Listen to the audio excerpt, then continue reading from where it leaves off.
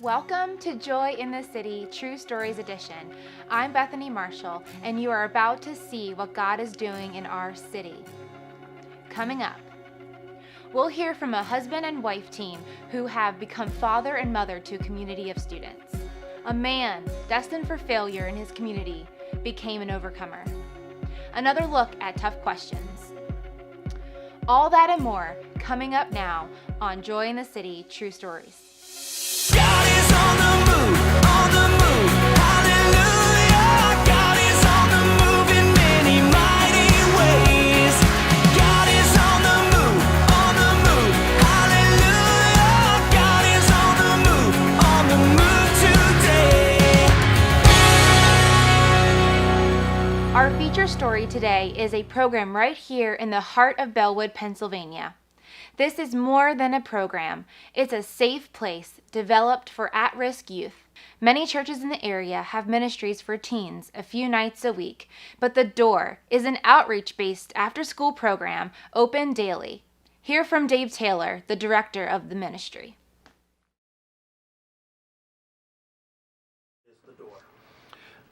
The Door was started as a place to get kids off the street after school. We're right near a major corner in our town and walking distance of the school, and right outside our building was a place where there might be as many as 40 kids a day congregating and getting into trouble. People drive by, they saw smoking, they saw kids doing stuff, hearing swearing, antisocial things, and they were concerned. And the founder of the ministry, George Palmer, saw them driving by, and instead of just being mad at them, said, we need to find out, why are these kids on a corner? Why aren't they at home? What's going on? And digging deeper, found out home's not always the best place to be after school. Sometimes nobody's home. Sometimes the streets are safer than home. It depended. Each kid's story was different, but they all had one thing in common. They needed a place. They needed a place to be. Really, I'm a home runner here. I'm the lawnmower. I'm the dishwasher. I'm the guy who makes dinner. I'm the guy who sees that if the toilet's clogged, they call me and I go clean up and fix the computers. And so from maintenance to janitorial to having a vision where we have an empty yard, what can we put here? We need space for kids. Two things I wanted. I wanted a place for kids to play, because there weren't a lot of places back in the time that we started. There was no public basketball court when we got ours. There was no beach volleyball court when we got ours, and a place to play for the kids that didn't cost money, because kids who have money always have a place to go. Kids who don't have money make do, and I wanted them to, why can't they have the best? God loves them. And so we made a place of play here, and we also made a place of peace, because I know from my own childhood, and for many of the kids here, their days just need to get out. And you don't want to have to explain to anybody why you need out. You just need out. And you need a place of peace. You need a place where somebody cares about you, where eventually, if you trust them, you'll open up and talk about it. But kids don't need to explain why they're here. They can just be. And for a lot of kids, there are some rough situations we've had to help get kids removed from their home and things over the years. But for a lot of kids, it's not quite that bad. But there are bad days, there are bad moments, there's bad weeks. Mom and dad are fighting, there's a divorce, there's whatever. Mom's boyfriend is abusive, and I just need a place. I need a place to just go and hang out and be. And I wanted this to be that place. That we are to take care of the fatherless kids. And in our country today, we have reached a record number. 24 million children do not have their father in their life. 24 million. That's just America. That is the root of our problems in our country. That's the drug problem. That's the crime problem. That's the unwed mother problem. That's the violence problem. That's the kids dropping out of school problem. That's the people on welfare and all of those things. If you go and you study and you look, it is tied to a fatherless epidemic. So many ministries focus on salvation and heaven, and pardon me, but they forget about the hell that some young people live in today, here right now. And so that's a ministry that God commands. It's very close to his heart. I can't tell you how many times God talks about the fatherless in Scripture. Psalm 68 is probably the my life verse that says, God is the father of the fatherless, and he sets the solitary in families. And that's what we try to do here. God really has wants us to model servanthood. I think that's what a father should be modeling, that he serves his family, that he sacrifices for them, that he loves them, and he gives back to them, and is a strong man for them to, if there's correction needed, but a strong man for them to hide behind if they need safety, if they need shelter, if they need encouragement. And so that's what God's called me to be here. I'm dad at the door. That would, if somebody asked my title, I'm executive director, whatever that means. I don't have anybody under me. But I think the title, all the kids call Angela Mama G. That was something that came on very early. Knowing what to call me, knowing what to do with me. One of the reasons I cook is all the kids were talking to my wife, and I was out here and she was in the kitchen, and we had to swap one day because she couldn't get dinner done. All the kids wanted to talk to her, and I thought, well, I'm the trained professional counselor here. Why aren't they talking to me? And then it dawned on me after I did some studies with the kids. Most of these kids don't have a father to talk to, or one that talks to them. They don't know what to do with me. And that takes a while to figure that out. Most of them know what to do with a mama, because most of them have one, and my wife's great at that. So I picked up the apron and said, well, I'll cook, you talk to the kids. And over the years, we built bridges back the other way, and I kind of stayed the cook. She cooks at camp, and I cook here. Cool. Okay. The handprints on the wall are from a kid who's been coming here a while, and they make this a regular part of their life. There comes a day when we invite them to put their hand up, or they ask, can I put my hand up? And it's kind of a sign that you belong, that you are a part of our family, and we promise to never wash those handprints off. I do a lot of cleaning up. Those handprints stay. And we have kids, it's been 14 years I've been here. I got grandchildren from the ministry of kids who bring their kids back here, and they show them, that's daddy's handprint, that's your mom's handprint. We run the same hours year round, but every day at 3 o'clock, I show up a little bit early if I can, and we post on the chalkboard what we're having for dinner, because that's first question. What are we eating?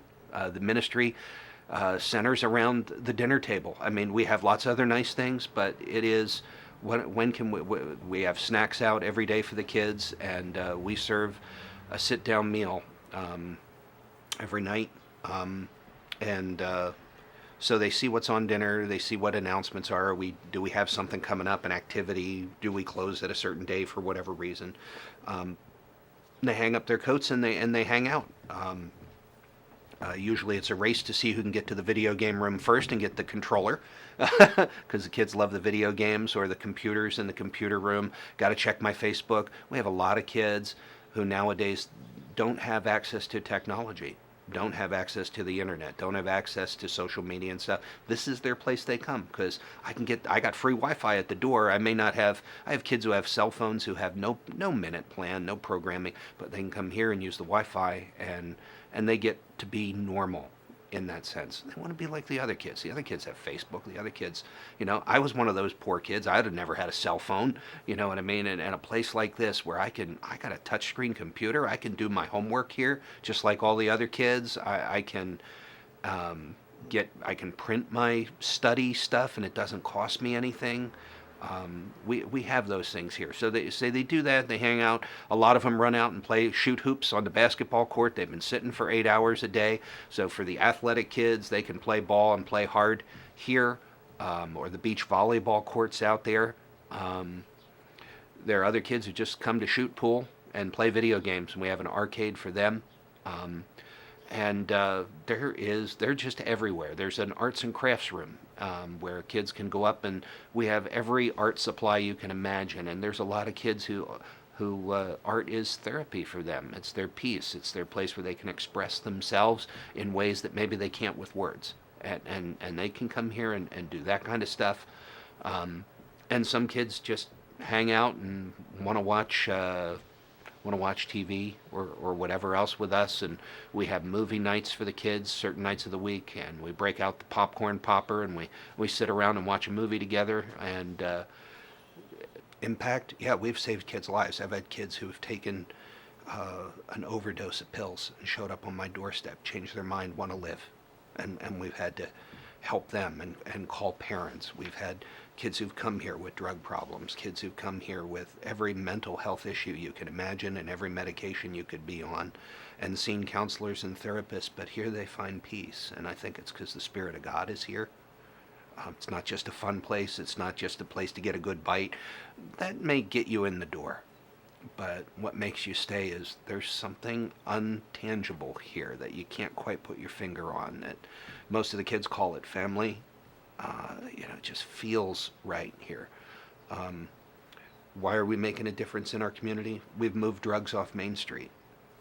I'm not saying it's not here, but they're not selling on the street corner right in front of this building like they did 14 years ago. Like when I first got here, I fought with drug dealers who would vandalize, who robbed this place, who threatened my kids, who robbed my house, all right, smashed windows, vandalized my vehicles. We fought that fight, and they couldn't run us out of town. They're still here somewhere, but I don't have open dealers on the streets in our community.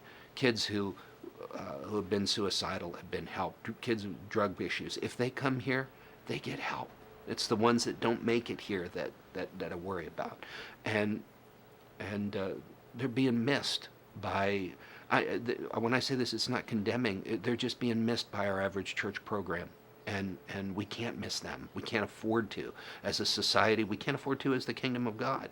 We got to reach them, whatever it takes. And if it takes, I've had people say, that kid just came in here, grabbed a candy bar and left. They don't care anything about you or this place. I said, yeah, that might happen for a full year before they sit down and stay. But there will come a day when they will sit down and stay. There will come a day where I'm not chasing you out. Use me. Use this place. Take from us. God's not going to run out.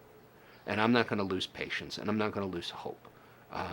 One day we will talk. One day people are like, but can't tell you how many teachers said, that kid comes there, they're a terror, they're a bad kid, they're this and that. And I'm like, yeah, well, they're not for me. They're not. I can't explain it, but they're not.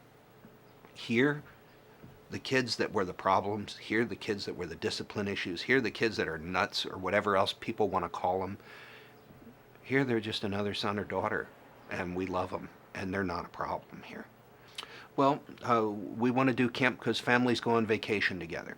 I remember one young man at summer camp. We were praying after a message that touched his heart, and he just crying. He goes, I just wanted to be a normal kid. I wanted to go on vacation. I just wanted my dad to take me, like camping or fishing, like other kids get. And I looked at him in the eyes. I said, you do realize God is doing that for you here. Like, you're on vacation with your real Father in heaven. And he's given you, he's opened his wallet and he has given you the best of everything this week.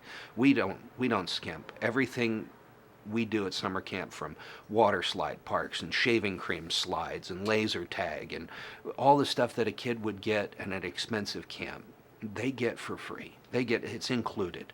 No extra charges. No kid has to, I got money and you don't have money, so I get to do these things and you don't get to do these things. No. You all get to do these things. And so we have that vacation. The other reason is I don't have a Bible study here at the door. And that bothers some religious people that I don't.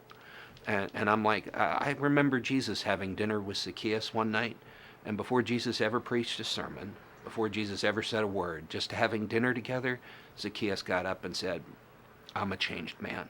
I'm giving everything I have back. I'm giving half my stuff to the poor. I'm undoing all the people I've robbed from. And there was no message or Bible study for Zacchaeus either. He just was in the presence of somebody. Now, Jesus could do that in one dinner. It might take me a few months of that. But we see the same thing. We see the same thing.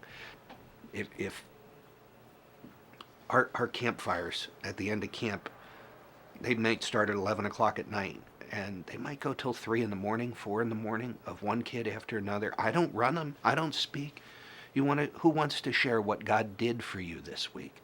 Can you imagine in our churches if you had 4 hours of nonstop testimonies where people couldn't just stop talking about what Jesus has done? I get to see that. I may wait a whole year and I only get to see it in one night at the end of a week. I will work all year for that one night. I will work all year for those words. It's evident that Dave has a passion for these kids. Now, we want you to hear from the few kids themselves. I come here usually every day after school.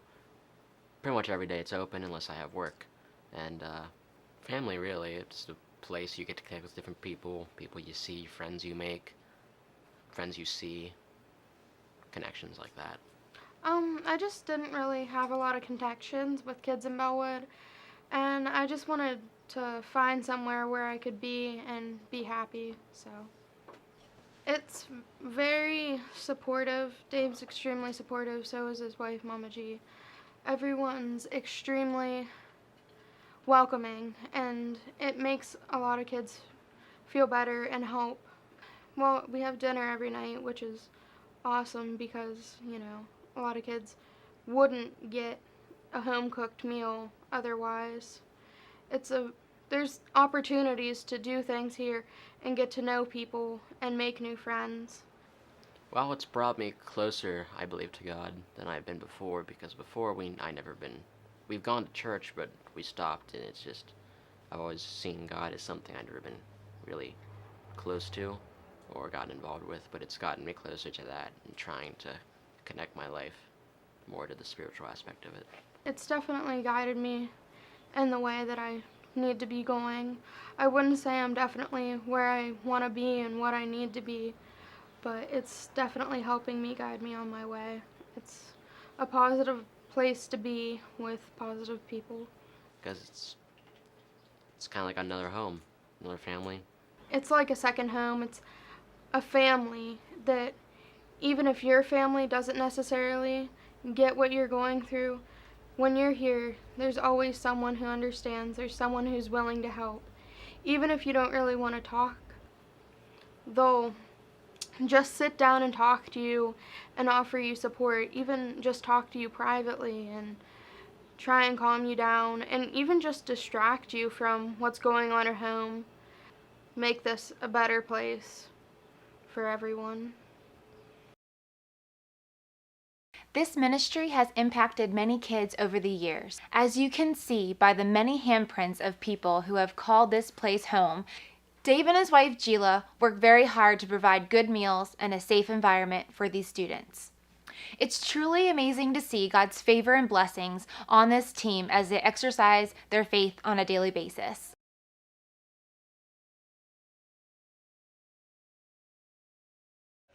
Thank you. Thank you for everything you do for the town. Well, we appreciate it. Thank you much. Oh, you know, this happens, that wasn't staged. It happens every day. Somebody bringing something that we need to help keep the door going. And that just makes it great to be part of this community. As you have watched today's program, you may have an interest in supporting the door. You may do this through food donations, camp sponsorships, or by giving financially. I know you'll be blessed. If you want to know more about the door, contact Dave Taylor at 814-935-9971. Coming up, a man destined for failure in his community became an overcomer. Pastor Henry has been a man of God serving communities for several decades.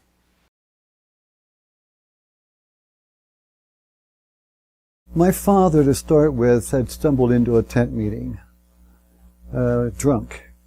And he came home that particular night late as usual, and he said that he had gone to the altar and gotten saved, and didn't even know what saved meant, because, well, we only went to a normal church occasionally, and that was about 3 miles away, and we walked. And anyways, he went for a couple of times, and stopped drinking, and he asked us to go, and we had no car, so somebody stopped by to pick us up and take us even to the tent meeting.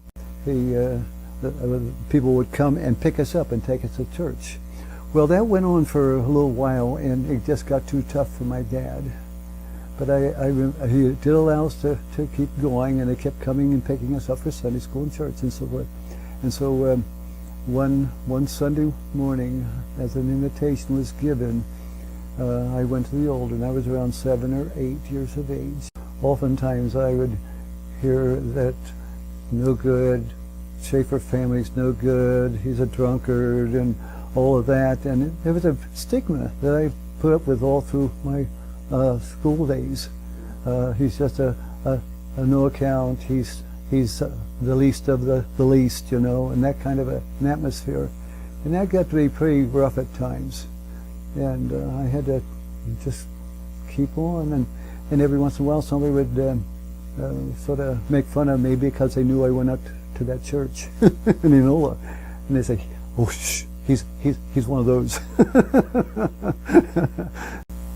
And then when I was a junior and senior in high school, I felt God prompting me to go away to Bible school when I was graduated. I would start arguing with God, well, not arguing, but talking with God. I can't go, there's no money. I can't afford it, my parents don't have it, and I can't go. And I would pray by the hour. And as the time went on later, I felt God whispering into my heart, "But I will supply all your needs." It was when I was really time to graduate, you know. "I will supply all your needs." I don't know about that, you know. And because I knew nothing about that. I went to school, and the second month I was there, it was October, I needed my monthly payment. I didn't have it. And if I didn't have it, I had to go home. That was the rule. And I would go to noon prayers, which was missionary prayers every Monday through Friday before lunch. And I would go to noon prayers, and that particular day I needed the money. Again, I would, now, of course, I had been praying about it, but that day I said, "Now, Lord, you promised. Your name's at stake, not mine. Lord, you promised that you would provide all my needs." Here it is. And do you know, I went down to my room before going on to dinner, and on my desk was an envelope. The exact amount that I needed, $45. The exact amount, no name, no signature, but it was for my tuition. And God was faithful. Well, we need to take God at His word. If God said it, we need to accept it.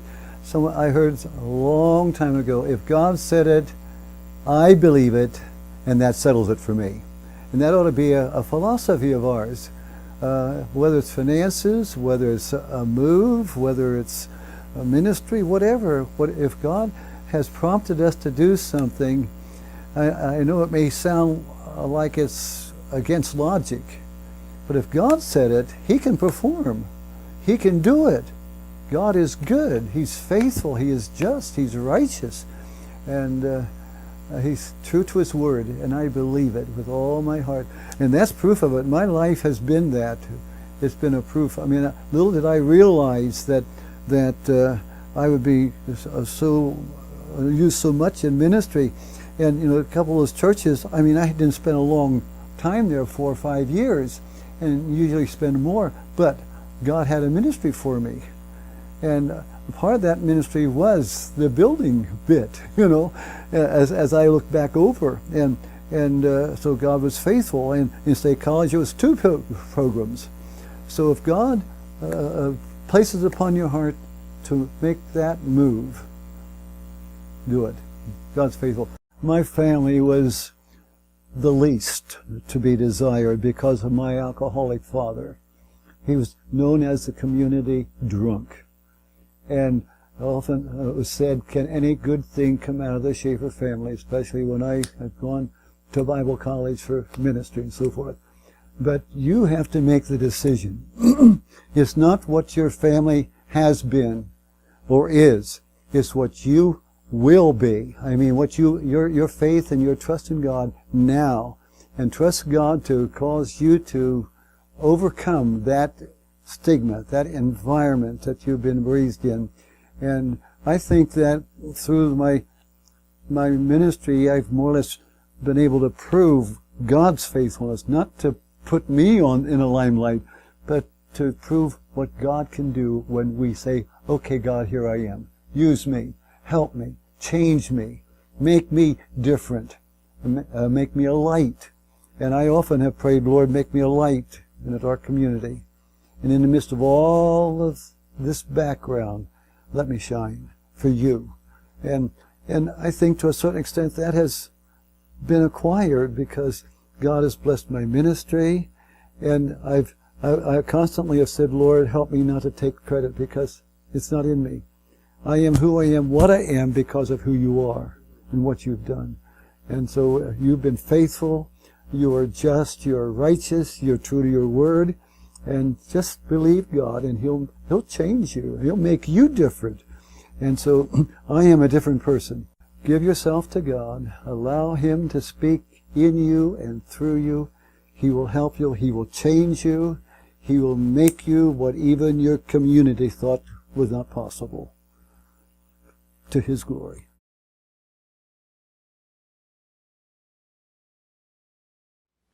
Each of us have tough questions from time to time. We are going to take a segment from each show to respond to some of your questions from a spiritual perspective.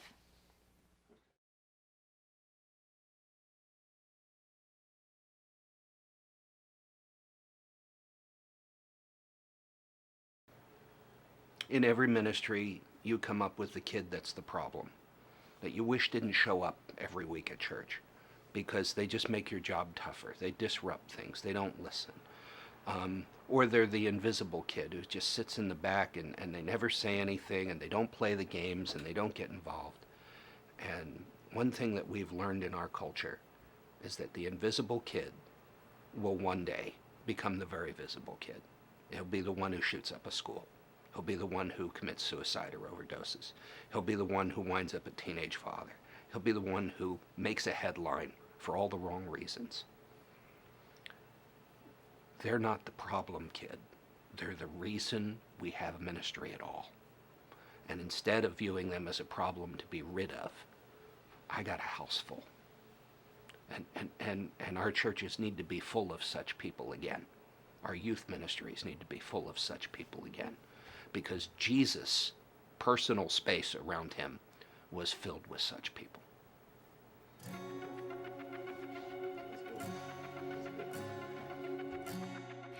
Thanks again for watching Joy in the City, True Stories. Make sure to watch Monday and Wednesday at 7 a.m. for inspirational messages from Pleasant Valley Assembly of God. Then join us again next Friday for our next journey with another organization having an impact in our city.